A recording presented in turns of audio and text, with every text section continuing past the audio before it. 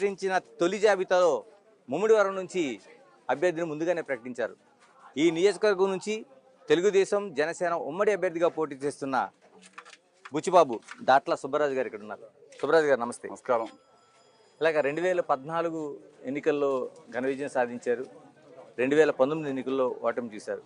ఈసారి ఎన్నికలు ఎలా ఉండబోతున్నాయి మీకు? 2014 ఎన్నికల్లో మరి మా నియోజకవర్గ ప్రజలందరూ కూడా 29,500 ఓట్ల మెజార్టీతో నెగ్గించడం జరిగింది.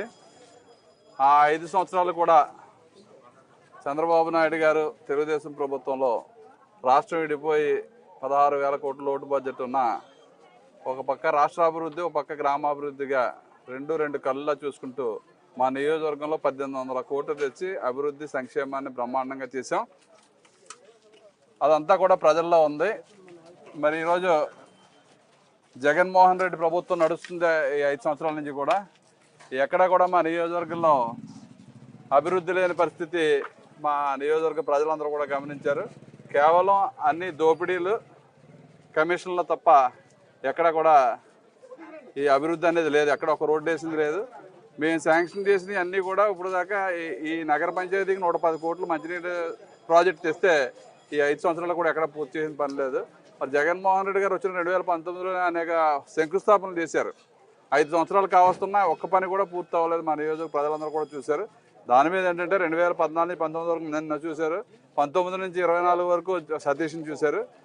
ఈ వ్యత్యాసం చూసి ఈరోజు మీరే చూశారు. ఈరోజు నగర పంచాయతీలో 3వ రోజు మేము ప్రచార కార్యక్రమం పెట్టాం. 11 వార్డులు 10 వార్డుల్లో బ్రహ్మాండంగా ఎక్కడికి వెళ్ళినా ప్రజలందరూ కూడా హారతి ఇచ్చి ఆశీర్వదించే పరిస్థితి ఉంది. ఎందుకంటే మేము అనేక సంక్షేమ అభివృద్ధి కార్యక్రమాలు చేశాం కాబట్టి.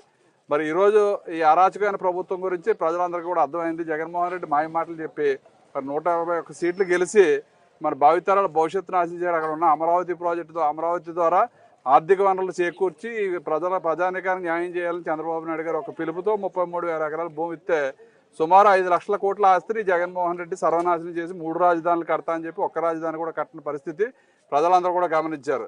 మరి రైతాంగం గురించి ఆ రోజు చంద్రబాబు నాయుడు గారు పోలవరం ప్రాజెక్టుని ప్రతి సోమవారాన్ని పోలవరంగా చేసుకుని 72% పనులు పూర్తి చేస్తే ఈ జగన్మోహన్ రెడ్డి వచ్చిన తర్వాత 2% కూడా పనులు పూర్తి చేయకుండా ఈ రైతాంగానికి తీవ్రమైన జాప్యం చేశాడు.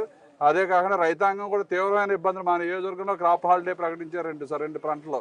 ఎందుకంటే చివరి వరకు నీరిచ్చే పరిస్థితి లేదు. మా తెలుగుదేశం ప్రభుత్వం ఉండగా నీటి సంఘాల ద్వారా చివరి ఎకరా వరకు నీరిచ్చేవాళ్ళు.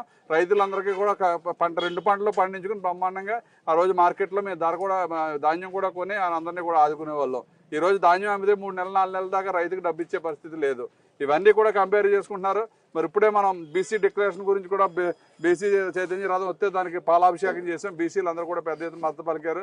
మన బీసీ డిక్లరేషన్లో కూడా మరి ఎప్పుడు కూడా ఆ రోజు ఎన్టీ రామారావు గారు బడుగు బలహీన వర్గాల గురించి పార్టీ పెట్టిన తర్వాత అప్పటి నుంచి బీసీలు తెలుగుదేశం వెంట ఉన్నారు.